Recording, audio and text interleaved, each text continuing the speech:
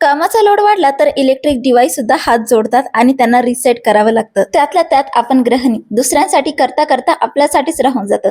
तर आज मी माझ्या घराला पूर्णपणे फुलस्टॉप लावलाय, मस्तपैकी एन्जॉय करायला आलेले आहे. तर आज मी आलेले आहे खतोड फार्म मध्ये. इथे गेल्यानंतर छान असं स्वागत केलं, सोबतच एनर्जी ड्रिंक म्हणून उसाचा रस, सोबतच नाश्ता दिला आणि त्यानंतर सुरू झाल्या ऍक्टिव्हिटीज. इतक्या छान छान ऍक्टिव्हिटीज होत्या, काय करून काय नाही असं झालं. मोस्टली प्रथमला खूप जास्त एन्जॉय आला, कारण की त्याच्यासाठी भरपूर काही होतं. आमच्यासाठी फक्त एक झिपलाईन आणि सायकलिंगसाठी काही ऑप्शन होतं. आणि महत्वाचं म्हणजे फार्म हाऊसला आले आणि हुरडा भेटणार नाही असं कधीच होणार नाही.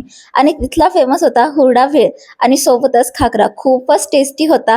आणि त्यातल्या त्यात लहान मुलांची सोय ठेवण्यासाठी त्यांनी हेल्दी असा पिझ्झा सुद्धा ठेवला होता, जो की मैद्याच्या ऐवजी गव्हाच्या पिठाचा बनलेला होता. मनाला तृप्त करणारी कोणती ऍक्टिव्हिटीज असेल ना, तर ती आहे डान्स. तर मनसोक्त असा डान्स केला. तर असाच आजचा खूप एन्जॉयबल दिवस होता.